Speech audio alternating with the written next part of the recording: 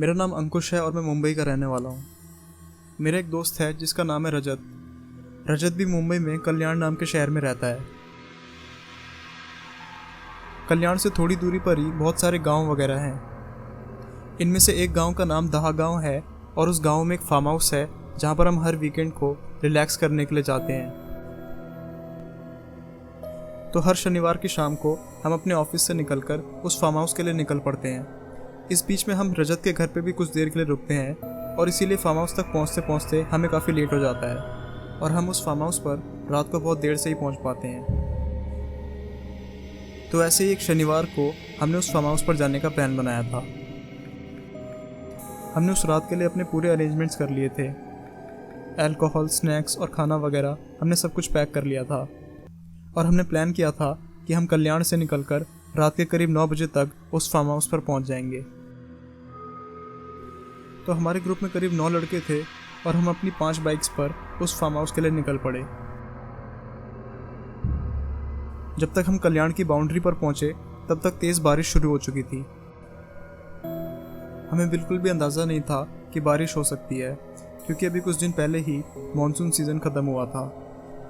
तो बारिश से बचने के लिए हम अपनी बाइक्स रोककर पास ही की एक मिठाई की दुकान पर जाकर खड़े हो गए।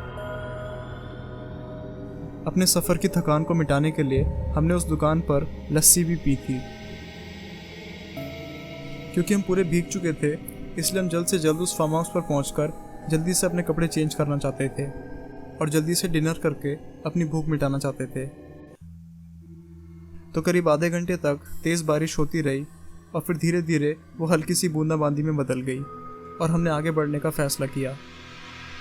बहते बारिश के पानी की वजह से सड़कें गीली पड़ी थी और हमने अपना बैलेंस बनाने के लिए उन रोड्स पर बहुत ही धीरे ड्राइव कर रहे थे। तो जैसे हम कल्याण शहर से बाहर आ गए तो हमारे रास्ते को रोशनी करने वाली स्ट्रीट लाइटें भी धीरे धीरे कम होती जा रही थी और अब हम पहाड़ी इलाके में आ चुके थे। और अब पूरा इलाका असमान था क्योंकि अब हम पहाड़ी इलाके में आ चुके थे। हालांकि सड़कें काफ़ी चौड़ी थी और काफ़ी अच्छी बनाई गई थी, लेकिन ये काफ़ी फिसलन भरी थी और ऊपर नीचे जाती हुई सड़कें थी क्योंकि अब ये गांव में पहाड़ियों की तरफ जा रही थी।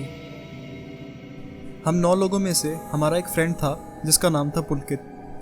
पुलकित को बाइक चलाना सीखे हुए ज़्यादा टाइम नहीं हुआ था, इसलिए पुलकित को इतनी स्लो स्पीड पे ड्राइव करने के बावजूद भी बाइक को स्टडी रखने में प्रॉब्लम आ रही थी। इसलिए हमें बीच बीच में पुलकित का हमारे साथ कैचअप करने के लिए वेट करना पड़ता था। तो अब लगभग रात के 11 बज रहे थे और सड़क पर घोर अंधेरा था। हालांकि दोनों डायरेक्शंस में कुछ ही गाड़ियां आ जा रही थीं। एक शहरी व्यक्ति होने की वजह से जब भी आप ऐसे ग्रामीण इलाकों में जाते हो जहां पर प्रॉपर लाइटें नहीं होती तो आप वहां का एक्सपीरियंस ढंग से डिस्क्राइब नहीं कर सकते। रोड के दोनों तरफ बहुत दूर तक बड़े बड़े खेत फैले हुए थे। हमारे सामने रोड पर हमारी बाइक्स की हेडलाइट की वजह से काफ़ी अच्छी खासी रोशनी हो रही थी, लेकिन जब भी आप बाइक के पीछे मुड़कर देखते थे तो आपको सिर्फ घुप अंधेरा दिखाई देता था, जो आपके रोंगटे खड़े कर देने के लिए काफ़ी था। फाइनली हम एक ब्रिज के पास आ गए जो कि एक नदी के ऊपर बना हुआ था और जिसकी दूसरी साइड जाने के लिए हमें उसे क्रॉस करना था।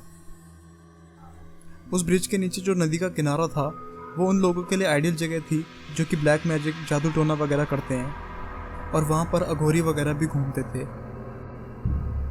ऐसा कहा जाता है कि उस ब्रिज को क्रॉस करते वक्त गाड़ियाँ अचानक से ही बिना किसी वजह से खराब होकर बंद पड़ जाती हैं, इसलिए हम सब उस ब्रिज को जल्दी से क्रॉस कर लेना चाहते थे। तो मेरे आगे 2 बाइक्स उस ब्रिज पर ऑलरेडी जा चुकी थी जिसमें कि मेरे 4 दोस्त बैठे हुए थे और अब तीसरा नंबर मेरा था और मेरे साथ मेरी बाइक पर मेरे पीछे मेरा एक और दोस्त बैठा हुआ था। अभी मैंने उस ब्रिज को आधे ही क्रॉस किया था कि तभी मुझे अचानक पीछे पुलकित के लिए रुकना पड़ गया, क्योंकि पुलकित जो अभी तक हमारे पीछे सही ड्राइव कर रहा था तभी उसे अचानक से फिर से अपनी बाइक में कुछ प्रॉब्लम आने लग गई। और फिर पुलकित से आगे जो चौथी बाइक थी जिसमें मेरे 2 और दोस्त बैठे हुए थे, जिसमें से एक रजत भी था, वो पुलकित की मदद करने के लिए वहाँ पर रुक गए और वो सब हमसे पीछे करीब 50 फीट की दूरी पर थे। मैं अपने दोस्त के साथ बात कर रहा था और हम बीच बीच में पीछे मुड़कर उनकी तरफ भी देख रहे थे, जहाँ हमें थोड़ी दूरी पर उनकी 2 बाइक्स की हेडलाइट भी दिखाई दे रही थी। फिर हमने पीछे देखना बंद कर दिया और फिर हम किसी बात पर लगातार 4-5 मिनट तक डिस्कशन करते रहे। और फिर हमने जब दोबारा पीछे मुड़कर देखा कि हमारे दोस्त क्या कर रहे हैं तो हमारे रोंगटे खड़े हो गए। पीछे हमारे 3 दोस्त और उनकी बाइक्स का कोई नामो निशान नहीं था। ये देखकर हम दंग रह गए थे और हमने खुद को यकीन दिलाने के लिए कई बार अपनी आंखें झपकाकर देखा कि हमारे दोस्त अपनी बाइक लेकर यूं ही हवा में गायब नहीं हो सकते।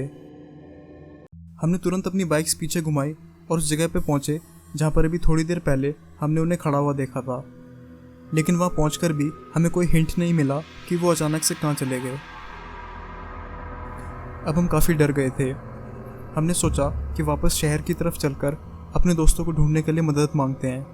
तभी उसी वक्त हमें ख्याल आया कि हमारे 4 दोस्त जिन्होंने ब्रिज क्रॉस कर लिया था, हमें उनको भी इनके गायब हो जाने के बारे में इन्फॉर्म करना पड़ेगा।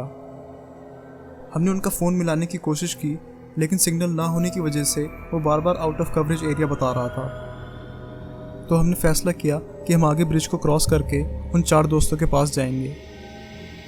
हालांकि हम काफ़ी डरे हुए थे, लेकिन इसके अलावा हमारे पास और कोई चारा नहीं था। तो हमने उस ब्रिज को बिना कुछ हुए सेफली क्रॉस कर लिया और जैसे ही ब्रिज को क्रॉस करके हम ब्रिज की दूसरी साइड पर पहुंचे तो वहाँ का नज़ारा देखकर हमारे होश उड़ गए। वहाँ पर 4 बाइकें खड़ी थी और हमारे सारे दोस्त वहाँ खड़े होकर हमारा इंतज़ार कर रहे थे। हमारी हैरानी तो तब और बढ़ गई जब रजत ने हमें बताया कि वो और पुलकित हमें क्रॉस करके आगे चले गए थे और उन्होंने हमें हाथ हिलाकर इशारा भी किया, लेकिन हमने उन्हें नोटिस नहीं किया। खैर जो भी हो, हमें अब काफ़ी तसल्ली हो गई थी कि हमें वो तीनों वापस सुरक्षित मिल गए थे।